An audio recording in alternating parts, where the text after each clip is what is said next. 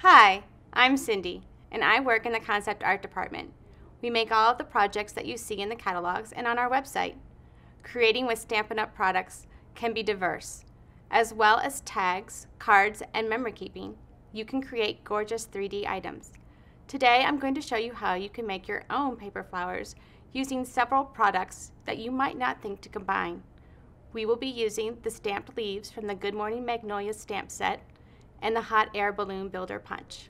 Here is the gorgeous stamp set called Good Morning Magnolia. We will be using the largest image shown here. I have stamped on Mossy Meadow in Whisper White cardstock. To add color to the leaves, take the brush tip of the Mossy Meadow blend light and start coloring the leaves only. You can even add more texture to the leaves by repeating color to add shadows. Now cut out the image with this coordinating die from the Magnolia Wishes and your die cutting machine. Here's what it'll look like. Here is the hot air balloon builder punch. The coordinated stamp set to this punch is adorable, but the great thing about our punch is how you can use them in different ways. We will be using it to make the largest petals of our paper flower. Here's what you will need to punch out or die cut in Whisper White cardstock. You will need 5 of the hot air balloons. You will punch out a 1 1/2 inch circle punch and die cut the 3 petal die cuts from the Magnolia Wishes dies. Also die cut the flower center in So Saffron cardstock. Now let us add some depth to all of the flower petals by adding So Saffron ink with a sponge dauber.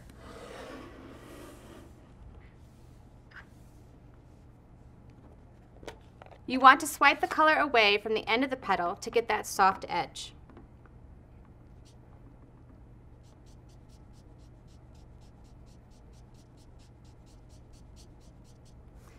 Then for the 3 petal cluster, swipe from the center to the outer edge. And for the flower center, make sure you get those little tips. Another way to add depth is to use your bone folder to curl all of the petals. You want to turn the petal over, holding it at the end, and lightly using your bone folder to curl the paper. Repeat until you get the curved shape. Now you have everything ready to assemble the flower. On your silicone mat, add a drop of the multi-purpose glue and the circle piece. You want to begin to layer the largest petals to the circle using the multi-purpose glue. When using the multi-purpose glue, a little goes a long way, and be sure to hold the petal in place for a few seconds in order for it to stay in place. Continue adding the small clustered petals and rotate the pieces in order to get the realistic look of a flower.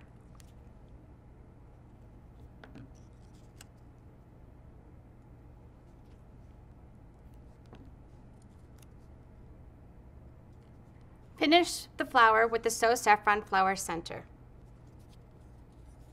Now, take your Take the Pick tool and add the gold faceted gems in the center.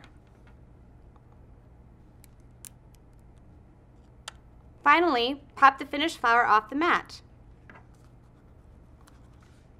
Add some dimensionals to the bottom of the flower and carefully add it to the leaves to cover up any of the flower image. You can create your own size paper flowers by removing the large petals too. You can see how I added just the 3 center pieces to this look. You can now take this gorgeous flower and add it as a box topper to a gift box that uses other products from our Magnolia Lane suite. You could also add the flowers to a large gift tag or home decor frame as shown in our annual catalog. Just think of all the fun combinations of flowers you'll be able to create with these products. And we have more punches and dies to choose from for all sorts of 3D projects.